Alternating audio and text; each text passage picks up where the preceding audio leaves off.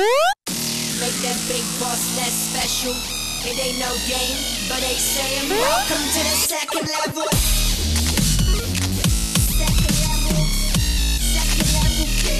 Second level. What's up, guys, and welcome back to Codename Morpheus. I believe this is episode 11. Is that right? Probably. I think I'm right. Yeah, it's 11. Like my Queen's wave. Is that you're still? I I'm thought you were just also wafting. something. Yeah, it's like. So this is your weekly dip into the world of the virtual, and we're gonna fill you in with the new releases from this week. That includes a couple foreign bits and pieces that I picked out, sales, which are a little light this week, the news in general, which we have a ton of this week, a great spotlight with a chance to win a game, and then also a question to top it all off, which I just did like moments ago when you weren't looking. So we'll see if it starts an argument. about to read it. Stop looking. You're not allowed to check it out yet. All right. So anyway, hi, my name's Tom. This is Keegan. And Bangers and mash, everybody. You better stop doing that. I got like a Belgium trying to get out right now. I mean, we just watched one of the weirdest things. Those of you who know who Leisure Suit Larry is, Game Grumps are playing it right now, and the scene is the sex scene with Harriet. I know nothing about the game, but it was just I don't know. Probably for the best. Yeah. All right. So new games for your PSVR this week. Leisure Suit Larry. There's 4 actually. No, gracefully. Although I'm sure someone wants to make that. Yeah. There's 4, which is quite a lot for 1 week. There is one that's noticeably missing, and that's Megaton Rainfall. That was supposed to come out, but that got delayed. More on that in the news section. So instead, this week we have DWVR. Are you sure it's not Dwarver? Dwarver. It's like Dwemer. It's $15. It is kind of it's hard to explain. It looks like a gallery-based shooter, but it's not just guns. There's like magic and stuff. So it's mostly just like a fend yourself or defend yourself against waves of enemies type dealio. So the least favorite thing to do in every video game. Yeah, I mean it's $15. So I mean it doesn't look terrible. I'm here to be a Debbie Downer, Tom. You should know this by now. I know, you're a miserable fucker.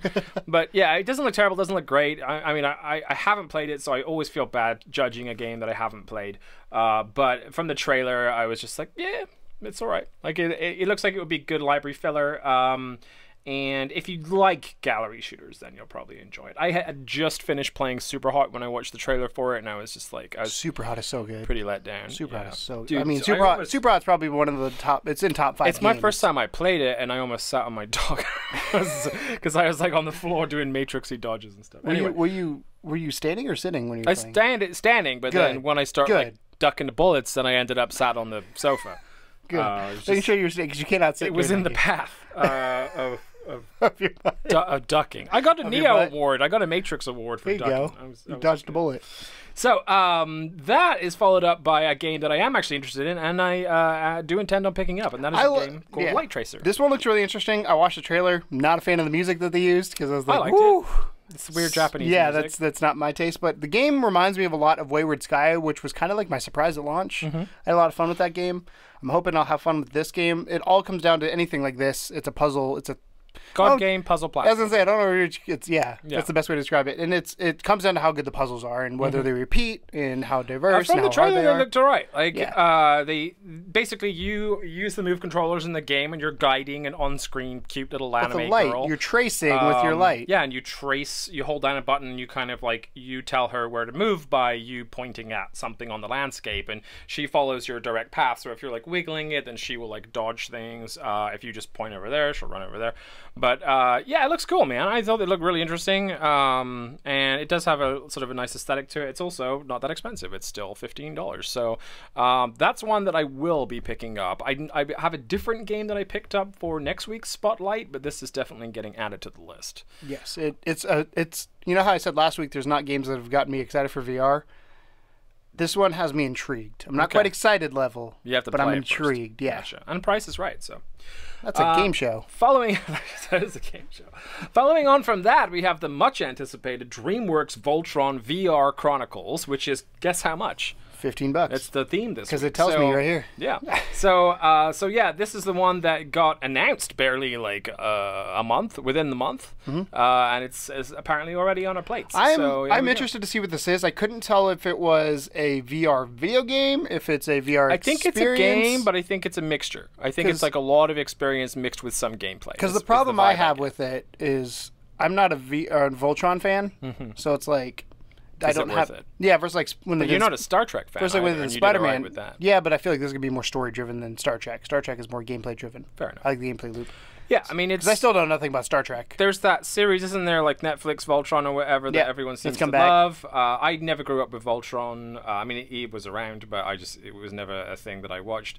And I know Wheezy, who we had on a couple weeks ago, is a big Voltron fan. Yeah. So he might. I told him I might pick, if he pays for it, I'll pick it up and he can play it. I think this is one of those cases of like, if you're a fan of the franchise, it's a no-brainer. If you're not, then maybe it's a wait and see. But wait and watch a little. Wait and see what it is. Yeah, watch a little bit of gameplay on YouTube, see if you can make your mind up. But it's definitely divisive depending on how much of a fan of the franchise that you are. But the actual footage that's been shown so far looks great. So yeah, it looks intriguing. I just don't know.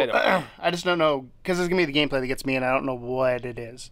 Right. But I also don't know much of. Maybe I love Voltron. I don't know. Never watched it. We'll find out. I watched one episode. The only other game that's come out this week is a game called Vrog, which we have discussed a little bit before.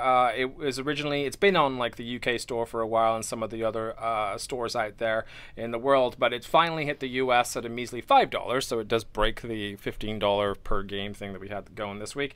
And from all accounts, it is terrible. I haven't played it again, so I feel bad telling you a game is terrible when I've not given it light of day, but the people that have given it the light of day or that picked it up with a foreign account have all kind of come back and said it's something you might do once for 10 minutes, get really annoyed with it, and then maybe never go back to it. It's $5. So it's $5, which is definitely apparently a good price for it. Whether or it's not. something, yeah, or not. Whether it's something that you feel is worth putting your money on or not, I would say watch the trailer, and if you think it looks like an interesting concept, go for it. Otherwise, maybe be a little cautious of that one. But me personally, Light Tracer is my pick for this week of the one I would go for, and then followed up closely by Voltron if you're a Voltron fan. Yeah. DWVR looks okay, and Vrog is it's a toss-up. Yeah, Vrog is Vrog. So along with those are the US releases. Let's talk about some other things around the world that showed up.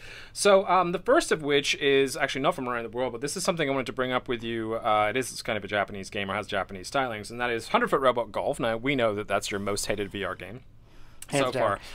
When it was free, which was very briefly and by mistake, I understand, when you downloaded it, you got another game that just showed up out of nowhere, and we saw it. It was still free last night.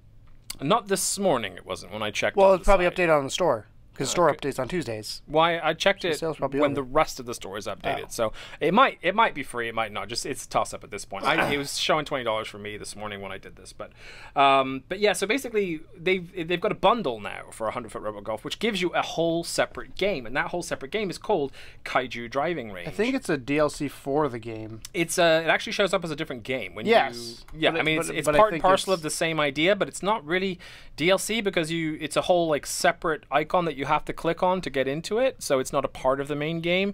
It's a free add-on, is like what it's been called according to PlayStation Blog. Yeah. So anyway, Kaiju Driving Range, the way that it works is that it is a normal golfer, I believe not a 100-Foot Robot golf guy, that is playing against the Kaiju. So you have someone using the... It's a 100-Foot Robot golf. Huh? It's a 100-Foot robot. It looks like... I guess you're the robots versus the Kaiju then? Yeah. Whatever. So, like, you play as a normal guy, anyway, on the flat screen, normal robot guy, and then the VR player is a Kaiju. So they are trying to, like, bat away your balls. Your balls. Batting away at your balls, as Kaiju are wont to do.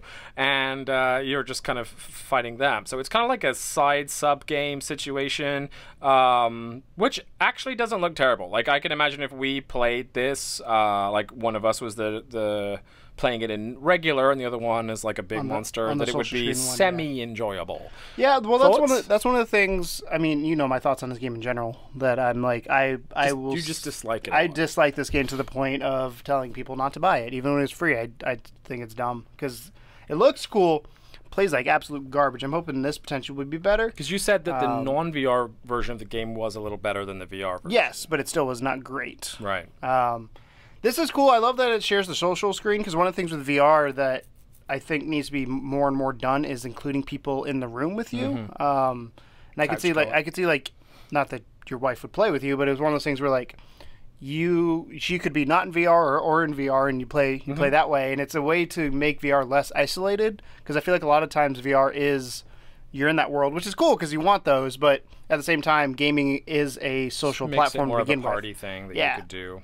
I could see having friends over and just doing a few rounds. So is this your first positive comment on 100-foot robot golf? No, I'm not positive on the game. I'm positive on them using the share screen. Okay. It's a positive comment towards the feature game. VR.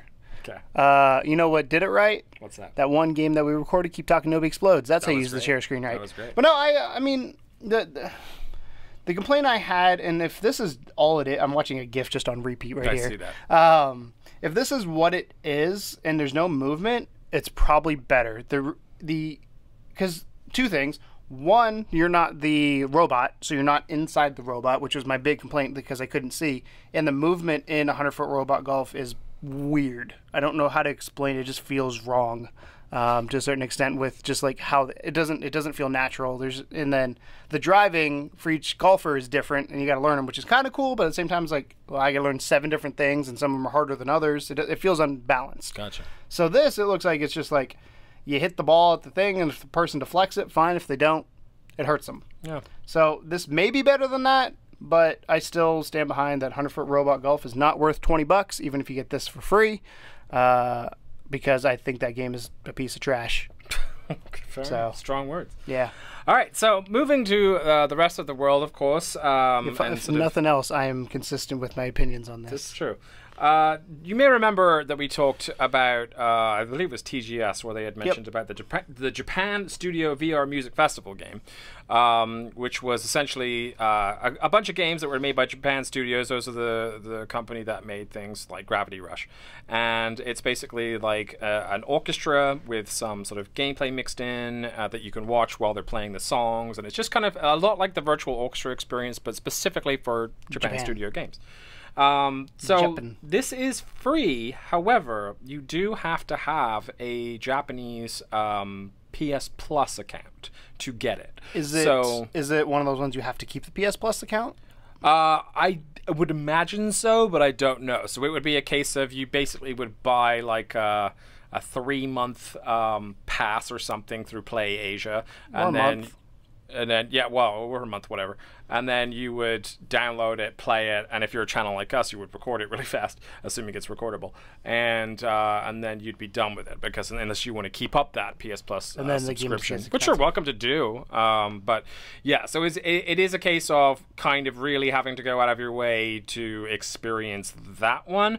There is not any word on a non-PS Plus version of it yet, so it might be a case that after it's had its like debut on PS Plus, it just ends up being a free experience. That'd be really nice, but maybe they just want Plus members to have it early. So maybe it's a way to sell, or maybe it's a way to sell PS Plus in Japan. Yeah, that's because the thing. They did it with Cyber Danganronpa, where they had like you had to have the PS Plus account to play it, and weirdly enough, that one stayed playable afterwards. So it might be like that. But I remember going on to the account, creating like a fake account, downloading it, because they let you have a 2-day trial on that store. I think it was the Hong Kong store, and laws get that, laws. Yeah. They have 2 days versus the US has 14 days usually, or 7 days. Well, I don't know if it was that. It was just like a trial period that only lasted 2 days. That's but what I'm saying. Enough time. Like to the US always gives you 7 to 14 days, but it's usually a code that the company puts in. Interesting. Because I know some countries have laws of what you have to have, what you have and do not have to have at launch for a thing. The last one I wanted to talk about, now I found this in the Australian store, and I think it's just because I was looking early this morning, and Australia, being ahead of us, has already had their releases put up. 15 hours ahead. I imagine this might show up in like the UK store or some other ones potentially today or day maybe of filming, maybe the Tuesday. Nepalese store. Maybe the Nepalese. But this is a game that really struck me because I had no idea about it. I haven't heard anything about it previously. I don't remember us ever talking about it. I'm sure we may have done, but it's called Everest VR. And initially I thought, oh, it's basically like you're with a documentary crew climbing Everest and you're just going to be experiencing it in VR. No, this is a game. This is an actual fully fledged game where you have to basically survive a climb to the top of Mount Everest. Now, me and Keegan were talking about this before we started to do the show here, and Keegan had made the comment like, doesn't it take like 4 days to climb Everest? And he's probably right. So I've never climbed it myself, so I don't know for sure. But it would take a while, I would think. Like I was telling you, I know you have to acclimatize because of how high you're going. Yeah, so I don't know if it's like supposed to be like an arduous journey or whether it's just sort of like the best bits, I suppose, or like a highlight reel of climbing Everest. Well, I've seen an Everest experience on. I'm gonna guess Oculus because that's the one at the time. So I'm guessing it's probably that where it's like you can walk across a crevasse and look down and be like, "Oh shit, that's a big drop." Or so I don't know how much of it is like game and how much of it is just kind of exploration. But I kind of picture it to be a little bit like Apollo 11. But yeah, I mean, there's game elements, but it looks fine. It was 23 Australian dollars. I don't know how much it's going to show up for in any other stores, but that's the one that had it when I went for it, so I did pick it up, and it will have some gameplay for you guys next week, hopefully. So, yeah, Everest VR. It has a ton of critical acclaim, too. Like, there was a ton of, like, it won awards, and so it looks interesting. Sale-wise, there was only one that I could really pull out of the bag, and this is a sale that's going to last through until 10/10, so I figured I would bring it up because we missed it last week. October 10th. Yeah, this technically started a little bit ago. It was something that we missed off last week's sales because it hit after we recorded, which oftentimes things do, and it was Korix, which is that Korix game. It's a strategy game that I believe was touted as the first one that was 120 frames per second per eye or something like that. There's a big deal about how many frames per second they were putting out with that game. It was like the first one to do 120 or something. It's either 90 or 120. I think it's 120. Because 90 is your standard for most. So Korix is $13 down from 20. It's like a 35%, something like that. And then that's going to go through until the 10th of October. So if you want to pick it's weird because there's so much hype when this game came out, but I feel like I've not heard It's not really been brought up much since. Yeah, no, I agree with that. There's the initial excitement, and then it kind of just waned off versus like games like... I still hear about not being able to find aim with Farpoint. I still hear about Resident Evil 7. I still hear about all these different experiences. Into the ether. But, you know, there's plenty of really good games like Windlands you don't hear much about, but that's still a great game. You know, so it made me sick. I wouldn't say it's great. I enjoyed the feeling of nausea for that game, which is rare for me, as we have discussed my fear of roller coasters. So let's move on to the news, because the news is really, really interesting this week. I have a ton of stuff, and I really want to hear your opinion on a couple of them. So, well, all of them, but, you know, mostly there's some that I particularly am looking for your opinion on. First of all, Palmer Luckey. You guys may remember that guy as the guy who basically invented Oculus Rift. Palmer Luckey is experimenting with VR, and I quote, straight into the nervous system. Initial thoughts before I dig deeper into this story. Well, when you said this to me, my initial thought was, I don't like that. This is too much. I think when you sent it to me, I think I was online with somebody, probably David, and we were talking when you sent it to me, and I said it out loud when I read the headlines, like, that sounds weird. The reason I don't like this is, as much as I love technology and as much as I love progressing things and technology can bring advancements, this to me is getting to the line where I become uncomfortable of like that there needs to be a separation between human and robot. Okay. And that when you go into my nervous system, that separation no longer exists. That being said, I like when people are like, well, what about amputees and all this kind of stuff? That's different. That to me is a different story because you're replacing something. If this is just go straight in your nervous system to make video games, that is the plan. Not a fan of that. I understand it. If it's to go to the nervous system to help rehabilitate people that maybe are paraplegic or quadriplegic, I'm a little bit more okay with that as long as they are consenting to it. And obviously, if you buy a video game, you're consenting to it as well. But this is, to me personally, and I'm gonna put my tinfoil hat on here for a second because like I have the Xbox, I have the Kinect on my 360.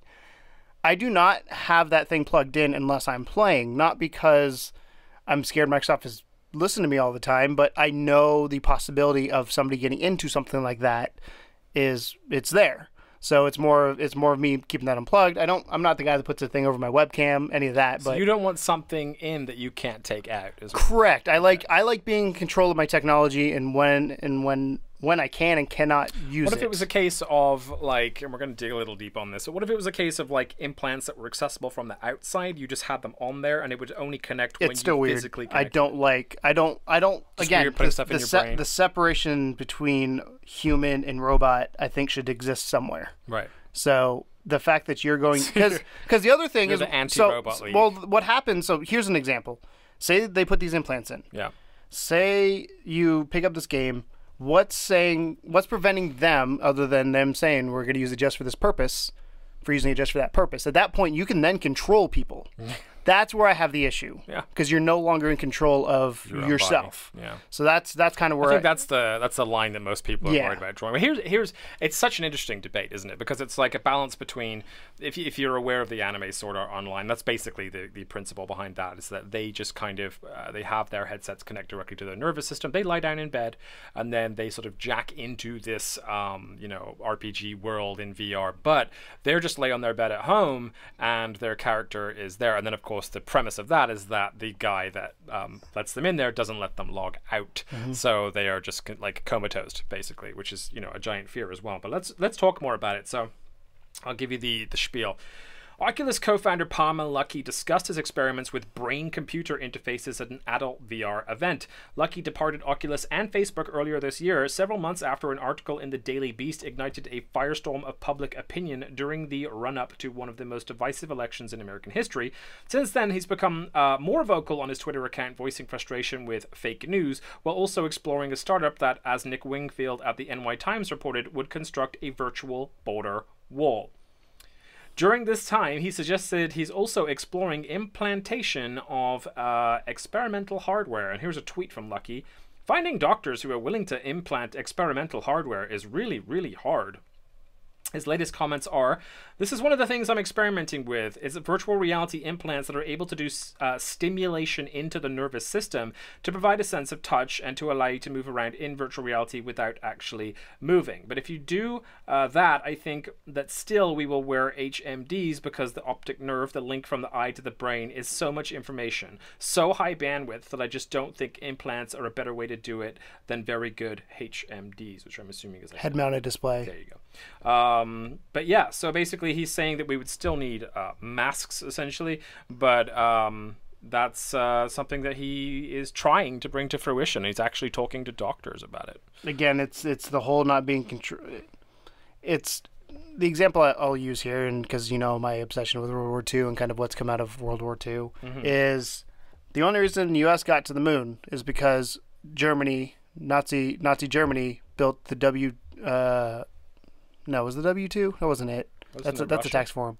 The V2 rocket. So that rocket power, when Nazi Germany collapsed, we took a lot of their scientists to build rockets, and that's kind of the side of technology of like you can use it to get to the moon, or you can use it to destroy humanity, and that's where I have an issue with technology and everything is like, you could say that with cell phones, I guess too, like smartphones.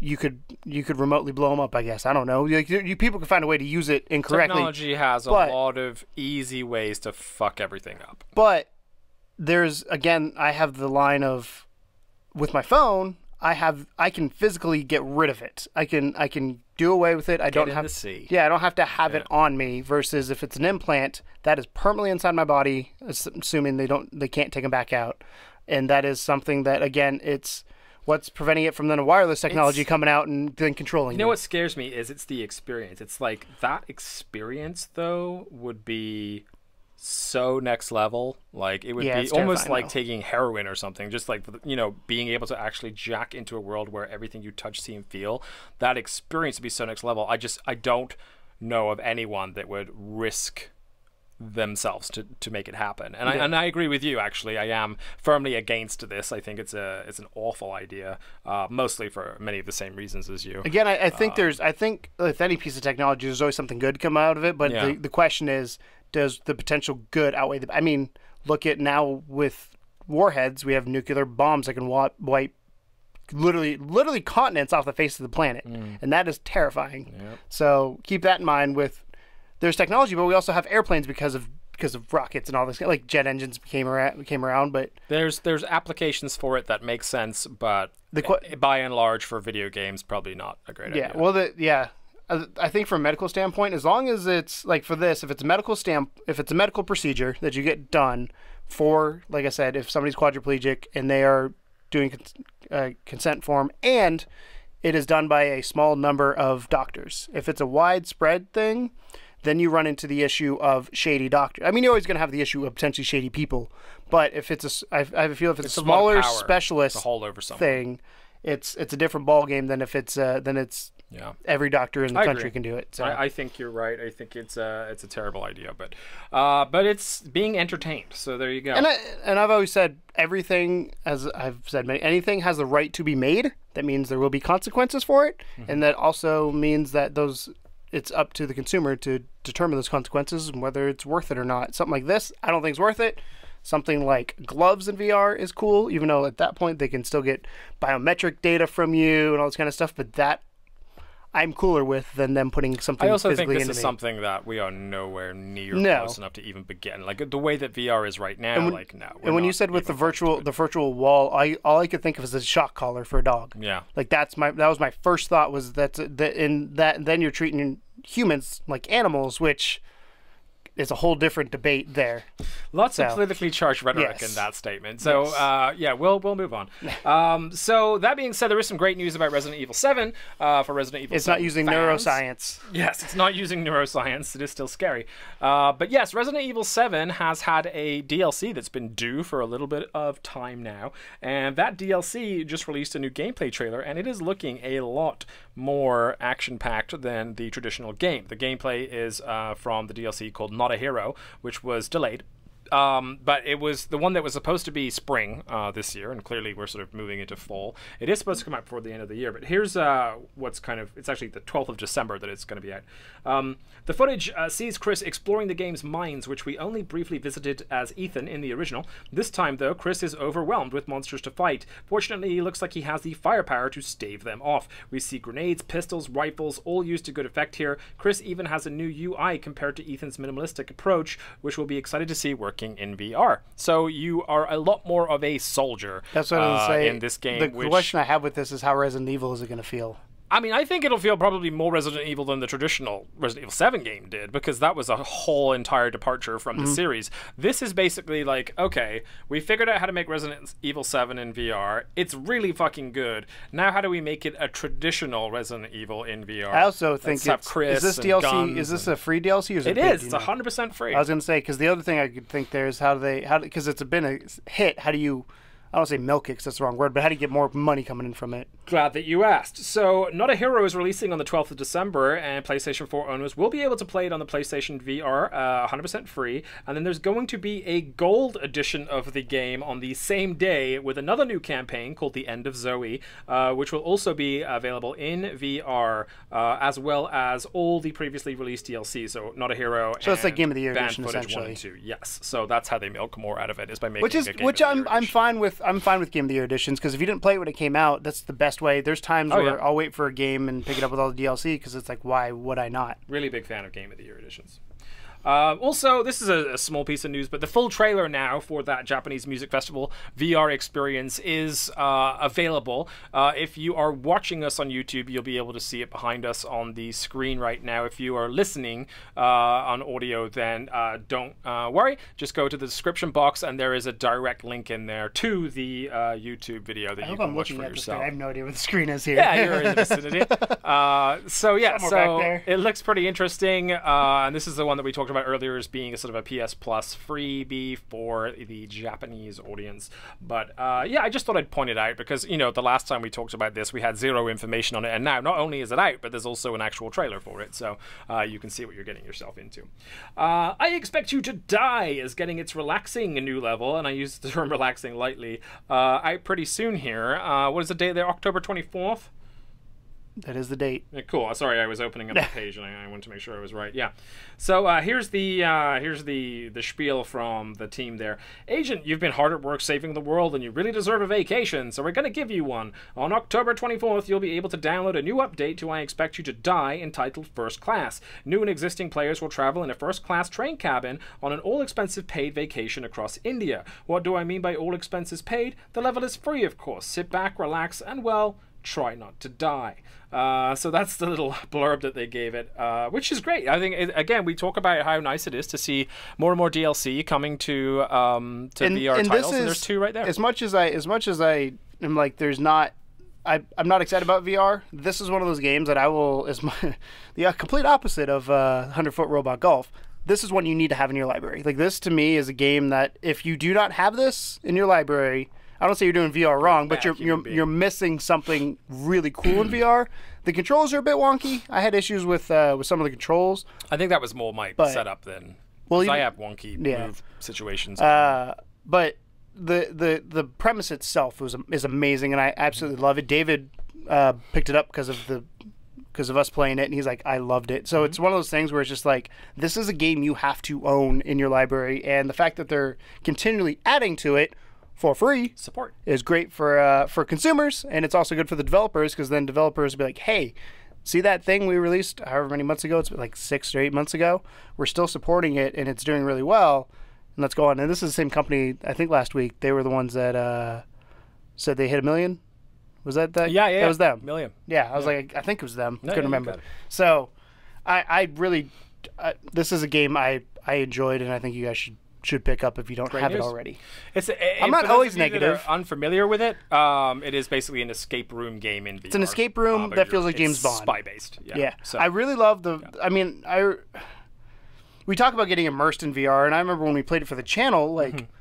What do we do here? Oh, we do this. Oh, we do that. And you learn as you go on. Yeah, but it's one of those things where like I didn't feel frustrated because I couldn't figure it out. It was more of what am I missing? Because clearly everything I need is around me somewhere, and I like that aspect of like I'm missing something. What am I missing? And the experience I had with that was a lot of fun. So. I'm not always negative, Tom. Awesome sauce. It's fine. Only sometimes. So here's some more news. So we mentioned earlier that there was a game that was supposed to get released this Tuesday, and that was Megaton Rainfall. If you are unfamiliar with Megaton Rainfall, that is the game that essentially allows you to be a superhero. It's Superman 64, right? Sort of the PSVR version of the movie Chronicle, if you will. Destruction is a major part of it. Trying not to destroy everything is the most part of it, but of course you are a superhero, and there are alien things that are trying to kill you, so collateral damage. I think someone in our comments actually posted, so this is Collateral Damage, the VR game, which I thought was very funny. So props to that guy. But yeah, there's a couple tweets here that I thought were good information. There's going to be an option to remove blinders from this game, which is officially tweeted by the devs. What are blinders for those who may not know? That's a great question, and I've been trying to sort of determine what that means in VR because I wasn't so sure myself. Because I know blinders are on a horse. I assume it's similar. I assume that basically it's kind of a field of view thing, where if you are, of course, able to fly around an environment as a superhero, there's probably a lot of people that would get quite nauseous with that aspect, especially if the entirety of it is also open. I think of it like when you're sitting in a car, people get car sick. I think it's probably the same thing where it's just the thing's rushing by your face. Yeah, so it's kind of, I assume there's this kind of built-in focal point, which is now an option to be removed, so that if you do options are always good. Yeah, options are always good. For people like me that are very comfortable in the world of VR, don't get sick, etc. I probably would do blinders initially, and then maybe try it without it to see what happens. Because I get car sick, on especially on like if it depends on how close things are to you. So like if I'm on a single or 2-lane road, I get car sick, but if I'm on a highway, I'm fine. So it's all about how close things are too. I'm kind of happy and sad at the devs about this, though, because I think that's really great that they added that as an option. And I'm sad because the game is delayed, and it was only announced that it was delayed on the day it was supposed to come out. That's the only part that made me a little upset about it. I really want to support these developers because they've been doing great so far. But they posted literally today As you have already figured out, we are delaying the game 3 additional weeks till October 17th. So it was a case of, and this was posted like 3:55 a.m. by the developers or whoever runs the Twitter account for Megaton Rainfall. So I was like, okay, 4 a.m. tweets like about the game not coming out on the day it was supposed to come out. It's a little weird. It would have been nice to know that a little bit earlier. So but, you know, what I'm gonna say is I can't remember the game. There's a game that Game Grumps helped make. I think it was Dad Simulator or whatever it's called. Yeah. And it got delayed like same scenario, maybe not quite as close, but it was the day before it came out, and they're like, we need like 3 more weeks to get this done, which is what it sounds like is going on here. And I think his name's Brent, the guy who's helped making it, to his credit, when that got delayed, he's like, I'm sorry I waited as late as I did. We thought we could get it done. Maybe something happened here and they found something last second. That's the other thing, because you're working on these up until the point. I don't know where this developer is based out of, but 4 a.m. makes it sound like you're at home. If they're in the U.S., there's definitely a level of positive intent that we can assume that they maybe didn't or weren't aware. You would prefer to get it ahead of time. I prefer to like be told it's probably going to be delayed and have it as a surprise that it's released today, than not said anything and then suddenly it's not there. I think because there's a lot of people that were staying up late for that game, and you know, because I think 4 a.m. they figured out they were waiting for nothing. Yeah, because I think the positive side of it, or the hopefully glass half full side of it, would be they found something at the end that they're like, it's broken enough that we cannot release it right now. Because 3 weeks is... It's an ambitious game. Yeah. Really ambitious. 3 weeks is to me, that's polish time or that's bug fix time. It's not, we didn't have something ready time. Yeah. It's been ready to go. There's probably an additional bug that's I wonder when, because they have to go gold before, so I wonder when this went gold. Goldmaster? I don't know. Yeah, I wonder when that happened. So I'd be interested to see kind of... There's more there, guys. We'd love to hear a little bit of backstory on it. Because usually games used to go gold, I think, 5 weeks before they had to ship, because you had to manufacture the disc and all that kind of stuff and make sure it's on there. Now with digital games, it's obviously not as important to do that, but there is usually a week or two that happens before the game, between when it goes gold and when it ships. So I'd be interested to see. Occasionally that the developers for VR do watch our show. We've had a couple comments in between here and there. So if that's the case, and you guys do happen to be paying attention, post in the comments, man. Like, let us know, what was the deal? Like, why was it delayed? Is there anything you can tell us about it to help us fill in the gaps and actually make it kind of more detailed as far as what's going on. In stark contrast to Indie, we were talking about the delay there, where they mentioned about it being a technical issue and all that kind of stuff. Anyway, so the next piece of news is from Strange Game Studios, and that is that Honor and Duty VR has a little bit of an update to it. So here you go. The Honor and Duty VR update is currently in limbo as we try to figure out what to do with the issues Sony raised. The two main issues we're dealing... See, this is how you do it. The two main issues we're dealing with right now are a Hole of Mirrors issue and a Reprojection Edge issue. The Hole of Mirrors issue only happens during loading of a new level, and the Reprojection issue is not something you would notice during normal gameplay. You basically have to shake your head back and forth, and then you can see a small crescent artifact at the very edge. The update is basically being held up to fix a few things that really affect nothing. In both cases, the underlying Unity engine handles all the rendering calculations, so we have to work with the Unity group to figure out what's going on. We're hoping to have some answers this week. That is how you handle a delay. Yeah, I don't like how they're pushing the blame on everybody else, though. It is a little, it is a little bit. I don't like that. That. Yeah. So two things I gather from this. Yeah, that's how you say, hey, this is what's happening. When I said like before about how I like to know the technical parts of it, that's interesting to me. I'm like, oh wow, they're dealing with that. Like if you shake your head, you're seeing a little crescent. Like that, I want to know that. The other thing this tells me too, I heard it before PlayStation VR launched, back when it was Codename Morpheus, which is where the name of this podcast came from. Project Morpheus. Project Morpheus. The code name was Project Morpheus. But Sony said there's no frame rate drops. It's got to meet this criteria, and it still shows that they're saying you cannot have any of this because we're concerned with motion sickness. And even if anything, it's a good sign from Sony. It's a quality concern thing. Versus, let's be honest, I've shat on the PlayStation Network for the games that they release. This to me is a cool thing that they're doing. It sucks that it's delaying a game because of it. Yeah.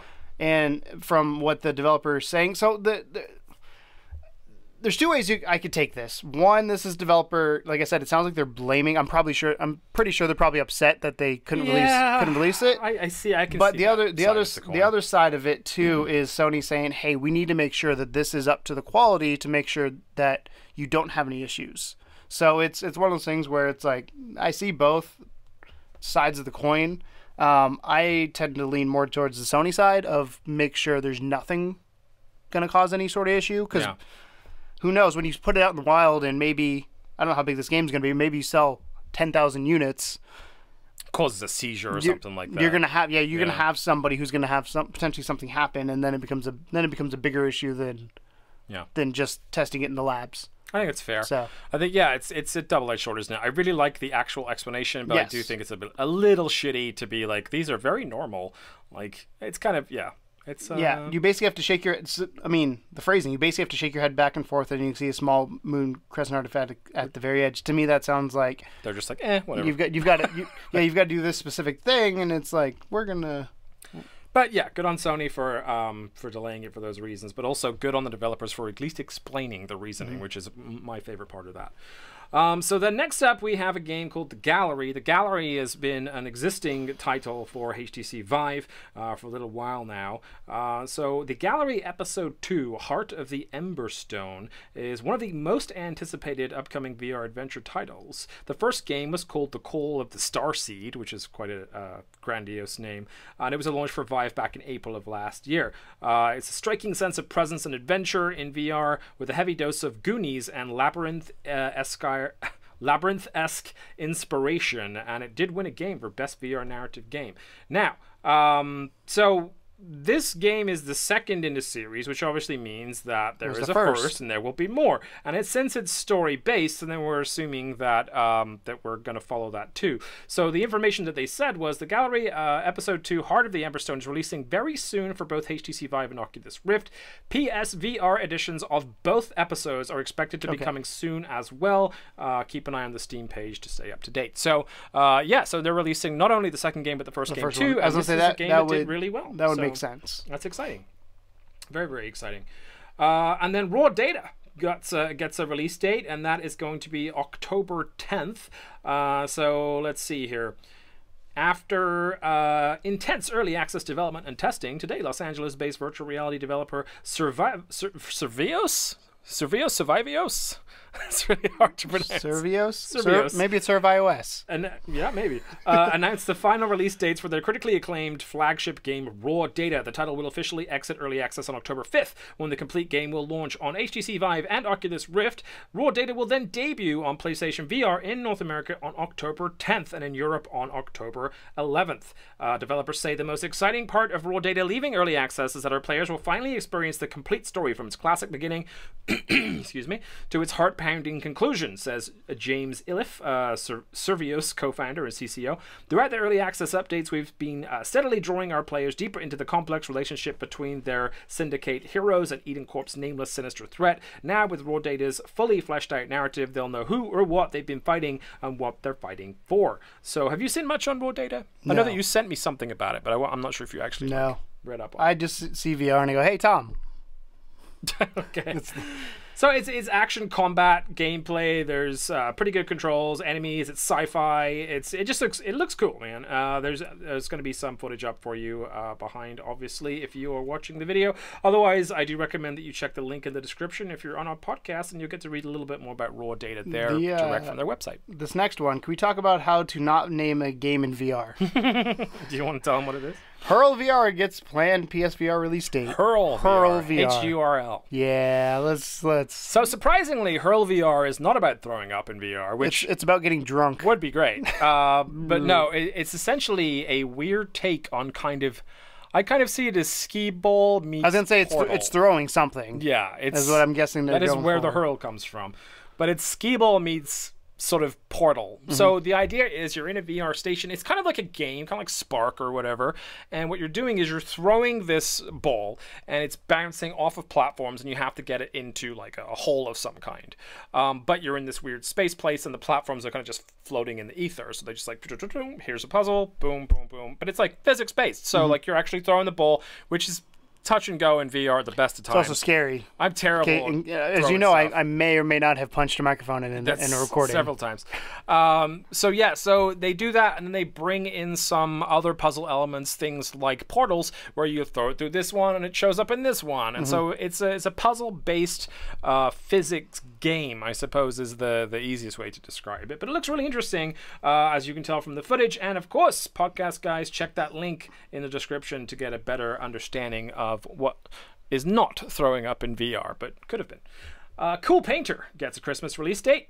So that's the one that was part of the games that were announced from the Chinese expo that they had. And it's been one that we've been following for a little bit. I mean, you're excited about this, right? I'm excited, yeah. You played the Vive sort of version-ish of this? It's cool. It's going to be one of those things you get in every so often and just mess around with. And I'm not an artist by any stretch of the imagination. I think if you are, it's got so much more appeal to you. Oh, yeah. The idea of painting in virtual reality is exciting for a lot of folks. The release date kind of sucks. Yeah. Because you spend time with your family that day. But it's also a really good family-style game. Like, put this headset on and make a piece of art. Yeah, but if it's anything like my family, it's no video games. You hang out with family while you're there. Yeah, maybe. So, yeah, so Cool Painter is getting a Christmas release date. Again, you can watch that behind. Arc Park gets a December release date. So we're narrowing it down. It used to be late 2017. I mean, that is pretty late 2017. So it's official. Arc Park is coming to PSVR in December 2017. Tweeted from the actual Twitter account for Arc Park. There has been a couple other bits and pieces of information released on that game that you can find dotted around. But mostly, we're just happy that they actually have a release date for it. Yeah, this game, I love the Ark game itself so much, but when I found out what this game was, it kind of disappointed me because I wanted it to be Jurassic Park. It's not the same thing. Yeah, is it? I want it to be Jurassic Park. It's interesting, but it's not the same thing. Moving on. VR needs more competition to build an audience, says Sony. Thoughts? I mean, depends what they what they're saying is that they're running away with it right now, and they kind of wish there was someone that was contending with them, so that there was almost like I guess like Apple versus Samsung. Like they want to drive competition. It says VR needs more competition to build an audience. So let's go a little bit into this. I think this is interesting.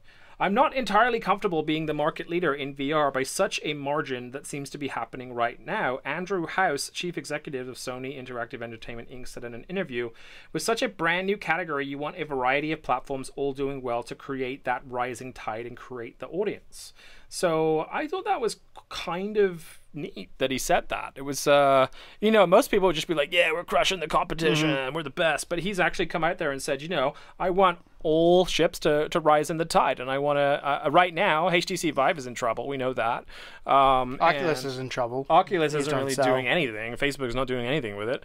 So really, the runaway headset right now is PSVR, which we discussed the thing I say earlier about that, though, is be careful what you wish for. Yeah, that's true. That's true. But yeah, it's a nice comment, I thought, especially from Andrew House, who's obviously quite a prominent figure in Sony. And yeah, I was going to ask you if they said who it was, but that makes sense. Yeah. Because if it's just like some salesperson. No, yeah, I mean it's top dog. It's one of the top dogs, but yeah, I don't know. It's true because competition always breeds better things, and that's like the argument I use with Madden not having another NFL game. Like Madden can just stay the same and keep selling.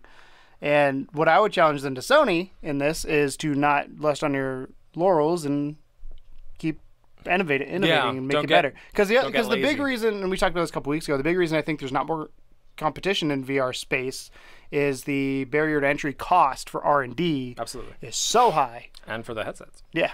Well, if you're making a headset, though. Yeah, even like just what I'm saying, like even outside of R&D, like actually buying them has been a big problem, and there's no one that's really been able to do that. No one's had the clout of Sony to be able to release it at that price and get away with it. And there's other people that could do that, and we're going to talk about that later. But so I just thought that was a fun one to throw out there. But also on the plus side for Sony has now sold over 10 million PSVR compatible games. I'm going to put a little asterisk next to this. Go for it. So does this include people who've played that PSVR compatible section of the game, or just games that are because Resident Evil 7, let's use that as an example. I don't think they have a way to track. That's what I'm saying. That did the PSVR bits? So something like that, like does Battlefront count? Because Battlefront sold really well, because it's Battlefront, not because it had PSVR. That's true. So that's I would love to see more. The numbers might be fluffed a little bit. I would love to see more of PSVR only games because that would be more telling to the platform. If you put stuff like Tekken 7 into this, then I think you're correct. I would I would be much more interested in PSVR because this number feels like, well, let's find what can make us sound the best when we're given a number. It's a bit of padding, but it's still nice. And the last piece of news I have for you is the most exciting for me. And as soon as I sent it to you in a text message, you said that looks dumb or that's stupid or something look dumb. to that. And that is Pixmax 8K VR reaches its 1 million Kickstarter goal. Now let's talk about Pixmax because this is a company that has previously released a head unit, which was 4K. It wasn't 8K, so they're stretching it a little bit here. But let's go here to the campaign and we can read a little bit more. Essentially what they're doing is the headset is fucking ugly, right? There's no two ways about it at all. It's really weird. It stretches out like a boomerang across your face. Like it's really wide and it actually pokes out pretty far, like further than your ears on either side. But the idea here is that it's going to be such an incredible field of view and such an incredible amount of pixels that it will absolutely 100% remove screen door.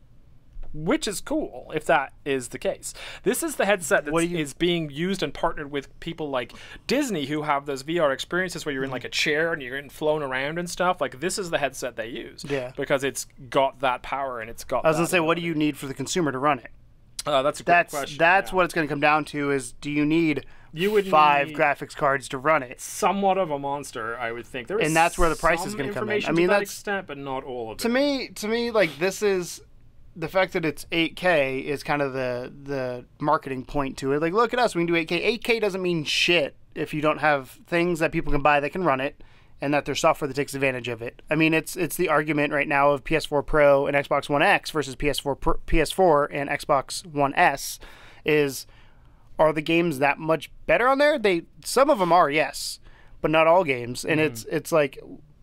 It's going to depend a little bit on your game. What do you manufacture for? Yeah. Type thing. Because you have to have the developers that say this game is playable in 8K. Yeah. Otherwise, it doesn't really matter. Yeah. So here's a little bit of tech specs for you, for the nerdy amongst you. So the Pixmax 8K VR will have a 200-degree field of view. It will have a 3840 by 2160 times 2 display, which is 16.6 million pixels in total resolution. That's true 4K. Yeah. And so that's 4K. Well, it's 4K per eye. It's true 4K as true 4K is defined by television screen manufacturers, because not true 4K. It has a customized low persistence liquid display. Its motion to photon latency is under 15 milliseconds. Refresh rate 75 to 90 hertz per eye. 90 is the goal you want to hit. With support of 150 to 180 hertz with brain warp. The processor is a GTX 980 or 1070 or an AMD R9 Nano equivalent or above. Let's see some other stuff here. Experience, seated VR, standing VR, room scale, positional tracking, and hand motion. It does work with existing peripherals like the gloves for Vive. Content, Pi Home, Steam VR, Oculus Rift with a third-party tool. It does have a standard, well, 2 actual standard 3.5mm audio jacks, although I do believe there is integrated headset on it. It has an adjustable head strap. It actually looks a lot like the Morpheus, or the PSVR in sort of design in terms of heavy on the front and then like a nice bit of counterbalance in the back. It fits glasses with its customized VR frame, has an auto demisting system, which I really like the idea of because it does get hot in those headsets, and IPD adjustment, which is the sort of pupil adjustment part that you do on that. So really, really interesting, I thought. I'd love to see how it connects to computer. Yeah, obviously they mentioned graphics card in there, so that's not too bad. But how many ports does it take? Power-wise, what does it take? There's a lot of information on their Kickstarter page, so I would encourage you to go and check it out. It's not like they need the money, because they have hit over 1 million, so they're doing really, really great right now. But yeah, there is definitely some interesting information on the Kickstarter page, so you can follow that and kind of see how that's going. But I just thought an 8K headset, especially since that we had previously been talking like a week or two before about the fact that there was like other headsets to come into the market. So, oh yeah, I find hardware requirements for you. A GPU has to be a GTX 980 or 1070. The CPU has to be at least an i5, and the memory has to be at least 8 gigs. That's not bad. That's not terrible at all. That's like a 13-inch MacBook, technically. But I suppose you'd need a desktop to run it well. But yeah, there you go. Yeah. So yeah, Pixmax, the world's first VR 8K VR headset that makes you look like a dick, but is really, really kind of cool. And that's the last of our news this week for Codename Morpheus. I encourage you to check it out.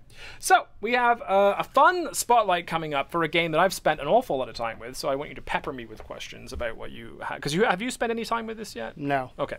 So, and the extra fun part about this is that we actually have a key to give away. And we're going to give it away to someone in the comments. So I want you to pay attention and sort of be aware when we reach that section so that you can write something cool in the comments below. So the Solus Project is the spotlight for this week, and I want to talk about it. So did you watch the review yet? No. Okay, so I did the review in a very purposeful way. I started out with a negative, which was not a lot. There was some frustrating things that happened during gameplay. So, for example, when you first started up, you're treated to like a nice intro of this sort of spaceship that's traveling across in front of you, and you're watching it, you know, go alongside of a planet. If you accidentally touch any button during that period, then it skips the intro. So it's not like a hold or anything. No, just it's tap. any button, and well, at least any button. I did it like 3 times by accident, so I assume it's any button.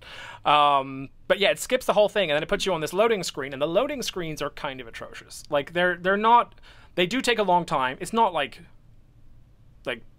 Blood. What was it? Bloodborne. Like long. And before prefix. Pre-patch Bloodborne. It's not pre-patch Bloodborne long, but it is a really long time, and it is literally just screenshots. You're just sat there. There's this sort of annoying music, and you're sat there looking at screenshots, and you're waving your head around. And the worst part was that happened loading between areas as well. So there was plenty of times where I'd go into like a cave, I'd get turned around, and then I'd head out the way I came in.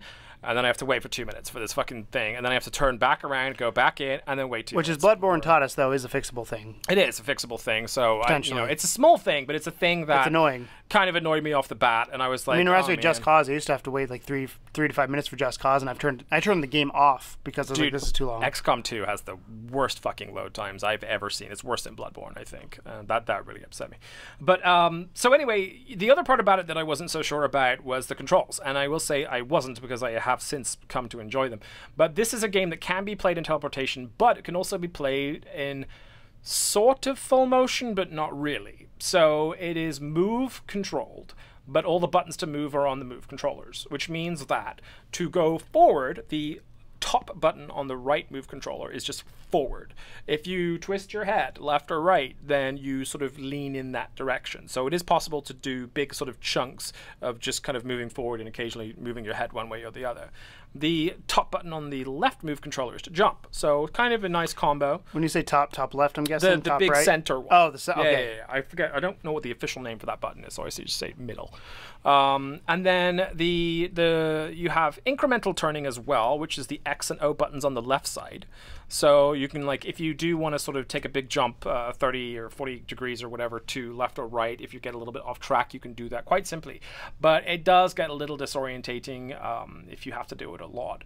And then there's a crouch button in there as well, which is the triangle button on the left side, which is a little weird. Not PlayStation button. It is called the move button. Move button. There you go. It's got its own button.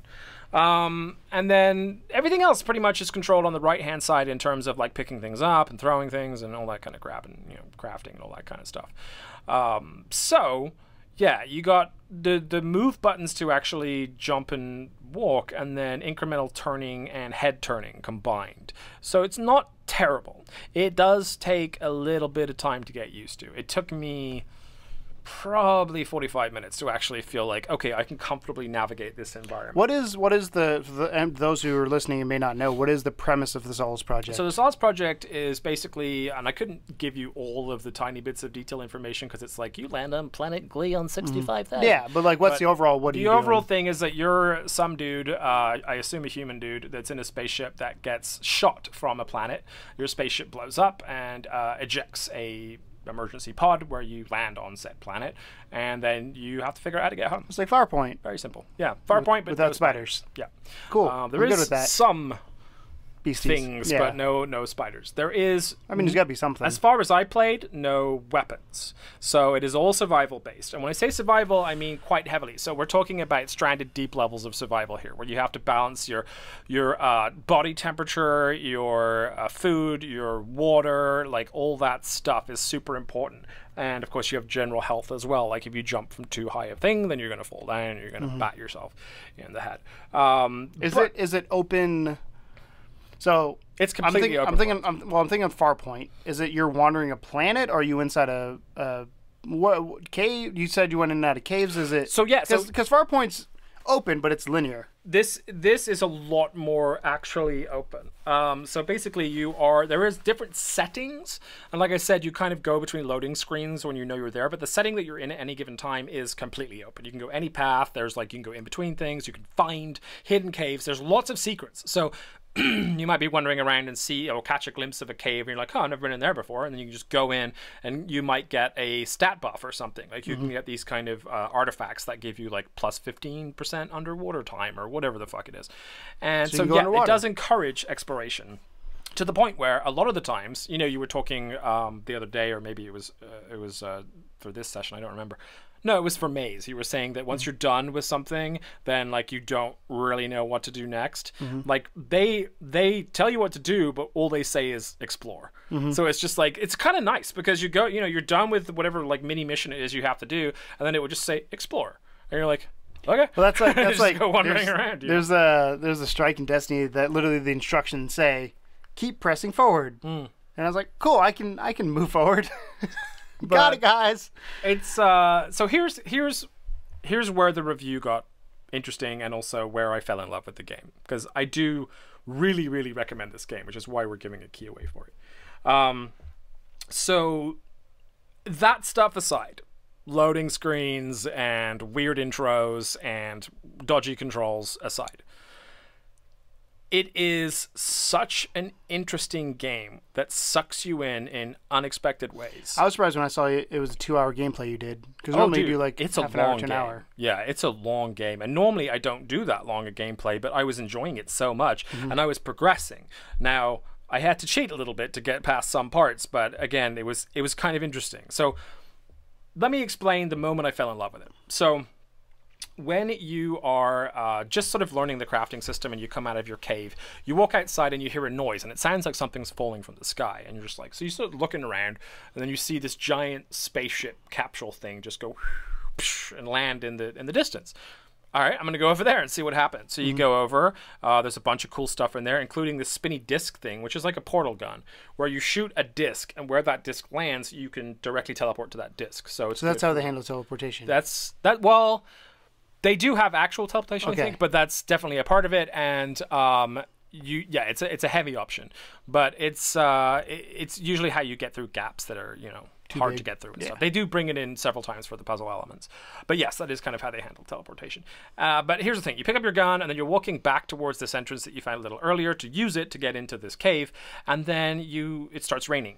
And it starts getting really stormy and really heavy, and then you hear this noise, and it's like bells in the distance, and they go dong, dong, dong, dong. They're like church bells, right?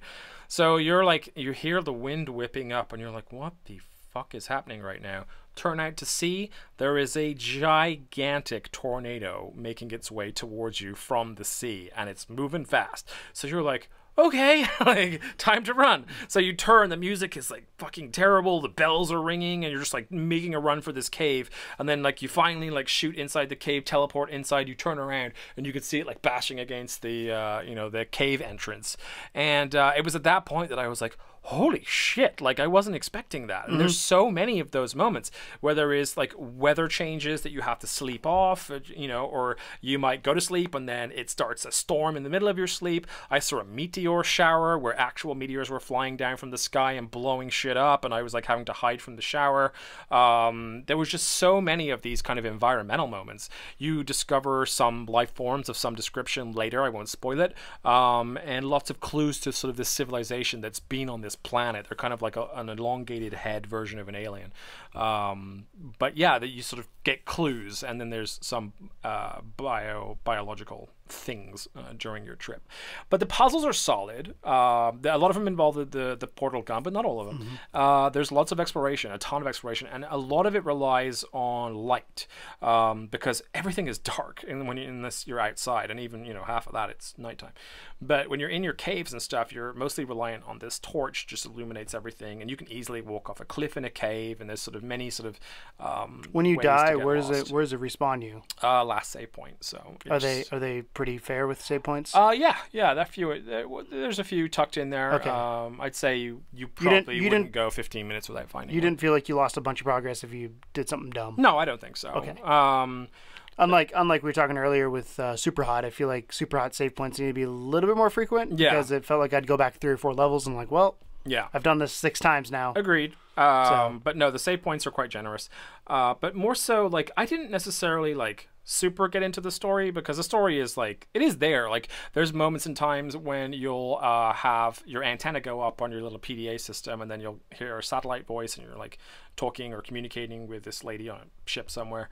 But there wasn't really a lot of cause for worrying about any of that stuff. It was mostly just explore, find parts, throw them in this big old communication thing, and let's try and talk to somebody and get home. And so it definitely encourages that level of exploration. The crafting system is wonderful. To give you an idea, you get a rock, and then you get another rock, and you bang them together, and then you can get a sharp rock. Then with your sharp rock, you can cut down some wildlife. And how many survival crafting games do you play? Because you tend to not like them, which I find very interesting. I know, so not a lot. Because I'm definitely the crafting guy here. But VR made it better for me, because I felt like I was actually putting things together, and I was like, oh, now I can put this on my pipe, and I can put it in oil, and I can light it off the flames of my spaceship, and now I have a torch. And so the crafting elements actually were fun for me, which they rarely, if ever, are. But I do like the fact that it's not a case of gather 10 of these before you can make this. It's pretty much just this and this equals something.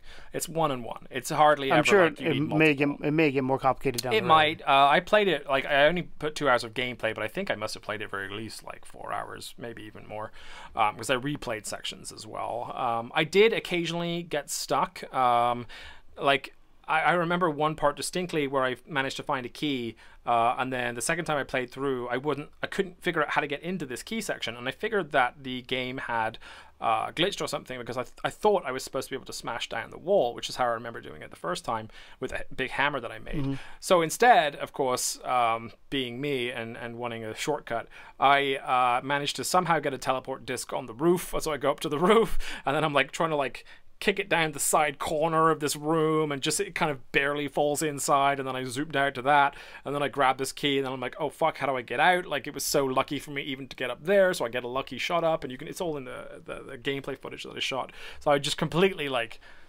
just skanked this key. I wasn't supposed to get it that way, but I could, and I did, and that was cool to me, that I could actually work around a potential bug or glitch using the teleport gun. Or you just didn't know what you were supposed to do. Or that, which is way more likely. But yeah, there's lots of set piece moments. There's beautiful weather dynamics, things like hypothermia and that kind of stuff you have to deal with. If you carry your torch, you will usually get the best form of light, and of course you have fire. But if you carry a red stone, it might give you a plus 45 Fahrenheit rise in your temperature or something. There's sort of elements of runes in it as well. Well, it's like Zelda when you're holding a torch, when you're holding a torch in Zelda or some sort of fire, you are actually being heated up, type thing. I love games that like that make logical sense. Yeah, and it's even stuff if you go through the water, you're wet. So now you have to dry off, and you have to find a sponge, and the sponge has to dry you off. And otherwise you're wet, and when you're wet, you start getting sick. And so it's really, really well done. The VR, graphically, it was okay. It wasn't bad. It wasn't it was nothing to scream about, but at the same time, considering the vastness of the planet, very enjoyable. There wasn't a whole lot of sub detail or anything, but I think for the size of the game, the price of the game, which is, by the way, only $20, there was a you can get it for PS free from a Plus giveaway, or you can get it for free if you win the key. Now, I'm not going to give you the key code right now, but what I'm going to encourage you to do here is engage with us. So what I'd like to know is, let's see here, let's make up a question right now that we can ask them to answer, and then we're going to choose the winner of the question. And I would say, what is, outside of Resident Evil 7 and Farpoint, what is the one PSVR game that you recommend to anybody who just got this system? And why? Yes. Yeah. So there's your question. Outside of Resident Evil 7 and Farpoint, which are the kind of like far and away probably above the everything big ones. else experiences, Solus Project has kind of joined those two in my pantheon of games that I would recommend to people. So what would you recommend as a PSVR game that is not Resident Evil 7, not Farpoint, and why? The more detail and the more you convince us or me to look at it or to pick it up if I haven't already, the winner will get a code for the Solus Project, and I'll reach out to you in the comments below for your email to send that your way. So that's a fun bit of engagement for you. Write a comment below. Tell us what we should be playing if we, if you love it that much, and you'll get a free copy of the Solus Project potentially. So there you go. Moving on. So we're gonna finish up Codename with, of course, our beautiful question. And I wrote this a little bit ago. Should Microsoft be looking or working harder to have an answer to PSVR, or are they doing just fine without it? No. Go ahead. Expand. So, sir. A couple things. One, Phil Spencer came out and said, we're going to wait till VR is a little bit more settled to figure out what we need to do. Because again, it's money. I mean, Microsoft makes billions of dollars, but it's like, why would we put money into something that's so early on that we know we're going to just throw money in for it just to get better, and we should hop in when it's better, when we have a better idea, because they have the money to do it at that point as well. Okay. Does that make sense? Yeah. Do you get all that idea? The other reason is I think Microsoft has to focus on their core game products right now, and the state of Microsoft as is a bit rocky when it comes to games, specifically exclusives, first-party exclusives. I'm not talking about like indie game exclusive, console exclusive, whatever it may be, first-party exclusives, and I think they need to get in the goodwill with gamers that way first. If that were in a better place than it is right now, and I don't want to say I'm shitting on Microsoft because Forza just came out. It's a fantastic game. Obviously, Halo is a fantastic game. Gears of War is a fantastic game. Cuphead is about to come out, which has got a lot of hype at it. So there's stuff there, but I think everybody, and even Xbox people, will agree that having Scalebound canceled, having Crackdown pushed back, having Fable canceled, like, sucks because they have nothing now, and it's just didn't the entire Lionhead studio go under? Yeah. So having that kind of sucks. So I think that's where their focus is going to be. If that was, and like I said, if that was in better condition, I could see them getting into it. I do think they are currently looking at it and seeing what happens with Sony, and I'm sure the success Sony has had is kind of eye-opening. Remember, they did sign that deal with I believe it was Oculus. Yeah, it was Oculus. They have the deal with Oculus, so keep that in mind that they could use Oculus hardware on Xbox, and it kind of works now, but not to the same extent. It's through a PC, and it's a weird way to do it. But they have that agreement in place that if when they do decide to jump in, I think they're in the mindset of why would we make something that somebody can already make better? And if Oculus, I'm sure Microsoft potentially will throw them some money to do R&D and all this kind of stuff to make sure they can get a better experience out of it. Do you think they would remake the Oculus and call it something else? I think they would have a branded version for the Xbox. I think Oculus would stay Oculus because that name is Oculus X. Well, no. Oculus Xbox One version or whatever would be like something generic like that, because Oculus right now is a brand. People know it. If it was an unknown brand and they bought something, then I would say yes. But Oculus as a brand with VR users specifically has brand power. It has a built-in base. Yeah. Granted, it's not quite as strong as PSVR. It's not quite as strong as Vive right now, but people know it because it was the first one there. So I don't think they should be, as of right now, looking harder into it. I think they are looking into it and keeping an eye on Sony, keeping an eye on Vive, keeping an eye on Oculus and seeing what happens there. I think they will probably look in about a year or two, depending on what happens, we'll be looking harder into it. As long as something crazy doesn't happen the next year or two where Sony or the whole thing just collapses. And I don't see that happening, but crazy things happen. Lionhead Studios went out of business, so yeah. So that's my take on it. Is I don't think they should be right now because they need to focus on getting the core audience, because there's no point in trying to splinter that audience even further if you don't have that core audience. That would be going too far ahead of where they are right now. I think that would be putting resources in a place that they should be directing somewhere else. Yeah. That's fair. I'm kind of in agreement to an extent. I think because I am a PSVR I know why you did this question, because you wanted the competition. Well, yes, that's the point I'm making, is that as a PSVR fan, I do want the competition. I want someone to challenge Sony to make PSVR better. I'm scared of PSVR getting better at the same stroke, because I don't want to have to buy another headset so soon. But I do want the game quality to increase. And I think that when you have something like Resident Evil 7 that's made by a company that's neutral, which is Capcom, it's going to be like, okay, why do I choose this Sony VR experience over the Xbox VR experience, which is when we get into VR exclusives. And that's going to be the real kind of test, because, Sony would put a lot of money into first-party exclusives for the regular PS4, and if they have to compete with a different VR platform, then guess what? They're going to put a lot of money into that, I think too. From a consumer perspective, that kind of sucks, though, because you're already asking people to pay $400 for a box, and then $400 to $500 on top of that. $900 boxes don't go well when you have to buy two with exclusive. I get what you're saying, where it would be a selling point for them. But remember, you can buy like the Vive and stuff now that has separate experiences to PSVR. So like, but it's different audiences. Still happening. It's a different audience because it's PC versus console. Partially. That's how I look at it. It's definitely more of an issue with consoles, between consoles, I should say. But again, like, I think it's okay for that, though. I think there has to be a reason to choose between the consoles, and I think that and that's what Sony's doing right now with VR versus Microsoft. Is like, we don't care. Yeah. So that's a selling point. But I want to see it, and I don't want the. I feel shitty that they're using Oculus, because I think they could honestly just buy the fucking Vive and just deal with that and lower the price on it somehow.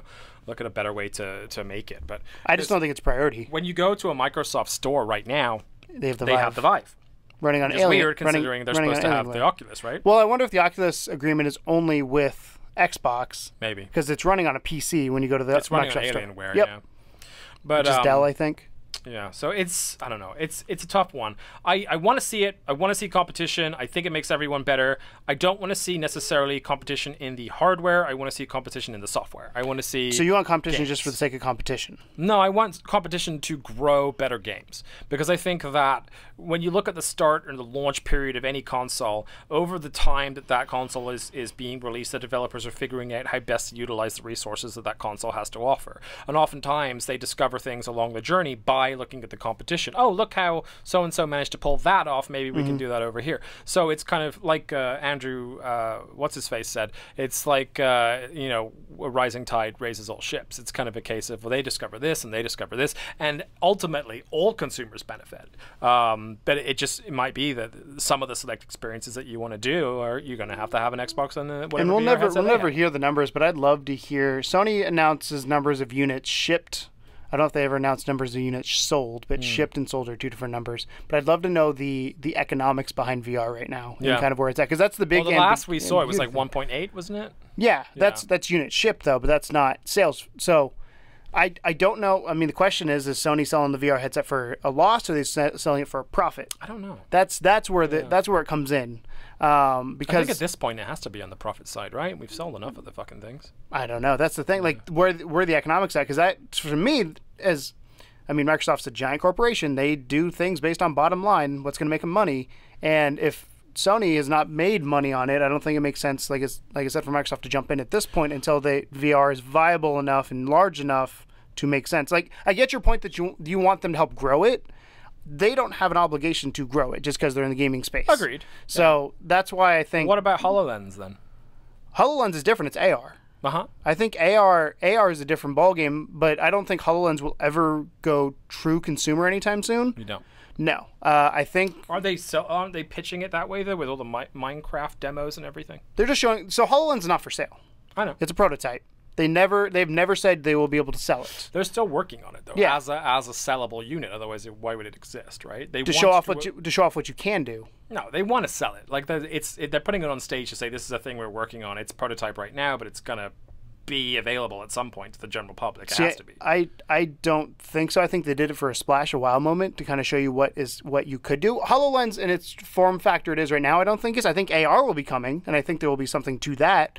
Especially now with Apple jumping in, and I think mobile phones, and I've said this before, mobile phones I think are just the window, no pun intended, into AR. Eventually you will get something on your face, or you'll get something that gives you AR directly through some sort of I always something. kind of saw their pitch for HoloLens to be similar to when they first introduced the Kinect with Steven Spielberg and everything, and they were talking about how they had designed this thing with crazy sensors and everything, and then they showed the girl on stage with the tiger. But the difference between Kinect and HoloLens is Kinect was $99 or $199 at launch. Yeah. HoloLens is, the dev kit is $4,000, I believe, to get your hands on a dev kit. So that's what I'm saying. The question is, are they working to make a consumer version to sell, or are they working to further better technology to put in something else? Because remember, right now, everything I read is Windows.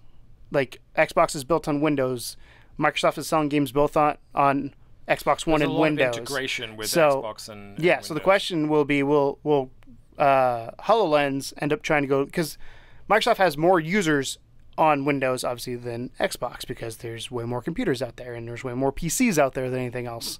There's a big difference between Sony and Microsoft as well, is that Sony doesn't have that. In fact, PlayStation is probably the only significantly profitable part of Sony's empire at this point. You know, they're still making TVs. Their TVs have not been profitable, though. No, they're not doing very well in spaces like cameras and TVs and things like that, which are the other hardware things that they make. PlayStation is consistently the only real moneymaker for Sony. Which is funny, because last generation it was the opposite. So I don't know.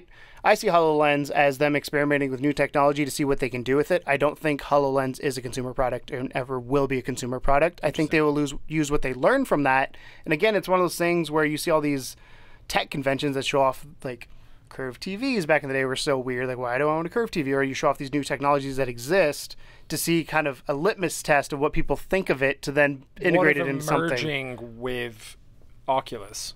Like turning the HoloLens and Oculus into one unit. AR and VR are two different things. True, but they could make them the same. I don't think so. It's because AR is putting a digital object in a physical world. VR is creating a 100% virtual experience. But what I'm saying is they could come out with some version of Oculus that would allow you to either have screens or remove the screens and still overlay some kind of AR into the physical world. I don't know how you would do that, and I don't know either. I'm just spitballing. I don't think so, because I think most companies as of right now want to separate AR from VR. I've said from the get-go, I think, especially now with Apple getting on board, AR is going to be the moneymaker way more than VR. Which sucks. I mean, VR is better. I think, well, AR is better for enhancements. VR is better for an experience. AR has always been kind of hokey to me. Like, I don't mind it, but like those games you used to play where you would have the cards or whatever, and you put them down, and then a monster would come up in AR, and you're just like, I just don't get it. But VR, like, I always wanted to be completely immersed. And AR, even though it is cool in some ways that it can make it kind of feel like something's there in real life, when it's not, it's not. I mean, dumb as the two things that got me for AR from Apple's keynote a couple weeks ago was, I mean, I love Rise. I have that on my phone. It's a cute little game. It's whatever. But what is it, Sky Night or whatever, you put your phone up and you can see the constellations real time, and the baseball app. That, to me, are practical uses for AR that kind of show and say, hey, you think this is all about games, but there are these practical uses, which is, again, why I think AR is going to take off more, because there's more...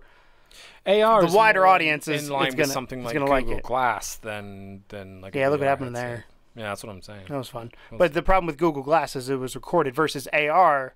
It'll be interesting to see kind of regulations, because that's, with any of this, regulations what's going to determine it. So, I don't know. I don't think AR and VR will ever merge. I don't think Microsoft right now should focus on VR. I think they need to focus on their core gaming business to get back. And I think the One X is kind of a reset button to a certain extent. Obviously, they're still selling the One S, and the One S has sold extremely well.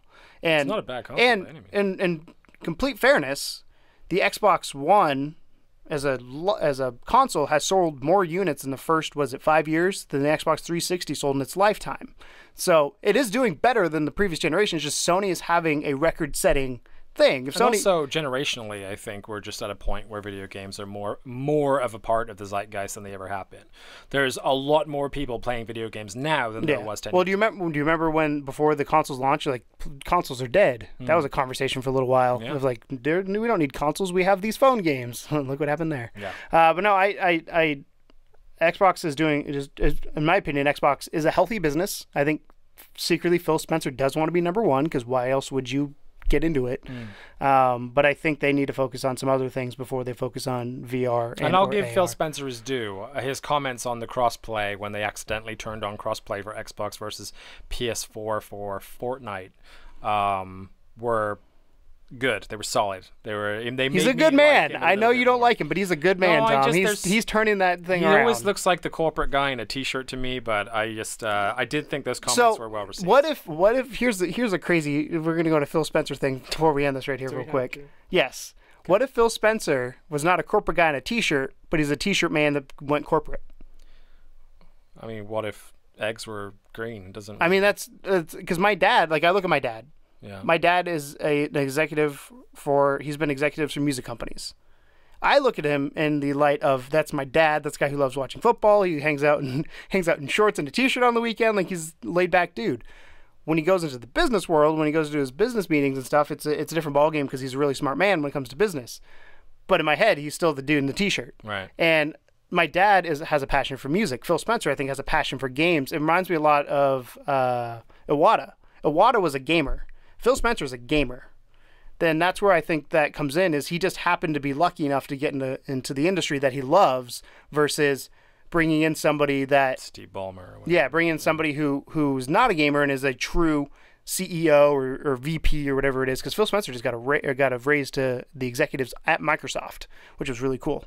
So that's where I think the difference is. I think because he has to balance what I want as a gamer versus what is good for the company. My dad's talked about that before. He's like, well, as an individual, I would do this, but for the company, it makes more sense to do this. Yeah. And he's like, it kind of sucks because you got to choose between two. So that's my take on Phil Spencer. Can't be an easy life, can it? But, I feel bad ripping on the guy. But, I always got that vibe from him. But, yeah, you're right. I mean, he might well just be an average guy. Phil Spencer, if you're watching... Meet Tom. I want you to turn his opinion around of you. I would happily meet you. Sir. Apparently, he turns down a bunch of interviews because he gets so many of them. Yeah. Like there's who was it kind of funny? Who's been trying for like ever to get him on the show, and the problem is they're PlayStation people and he's Xbox guy, and it doesn't really mesh. But it's interesting because he doesn't like turning him down, but he obviously has to because he's gonna do his job. Yeah. IGN said the same thing, where it's like getting time with Phil Spencer is like getting time to go to Fort Knox. It doesn't happen. Fair enough. So then, that was episode 11 of Codename Morpheus. We hope that you enjoyed all of the new releases, sales news, spotlight, and our little question at the end there. What are your opinions on Microsoft, by the way? Do you think that they do need to get in the game now, or do you think that they're happy to hold off and wait until something better comes along? Do you think the HoloLens is ever going to be a real thing that is a consumer product? Do you think that Oculus is being wasted? Let us know your thoughts. And what is your favorite VR experience outside of Resident Evil and Farpoint that you'd recommend? So for people that are on the podcast applications, I'm going to go ahead and say if you want to also participate in that competition, hop over to the video. Just hop over to the video on YouTube. It'll be up. What about Twitter? Codename. Just so we can give them everywhere. To get them on Twitter as well. If they hit at Level 2 Gamers STL. I think the comments in the video are better because then I can track them all in one place. So let's do that. Well, I'm thinking if somebody doesn't have a YouTube account. I mean, most people have a Gmail. If you don't have a YouTube account, hit us up on Twitter. But otherwise, put it in the YouTube comments. It just makes life easier for me. Because we have to pick a winner. So, and podcast guys, hop over to the video and do it there. So, let us know the one game that you recommend outside of Resident Evil 7 and Farpoint and give us your strongest case for it. Make it as detailed as possible. Make me want to get it. I may actually get it if I don't have it already, and I will give you a game in return, and that game is going to be the Solus Project. So, thanks a lot for watching, guys, and as always, welcome to the second level. Bye-bye. Ain't no game, but they saying welcome to the second level.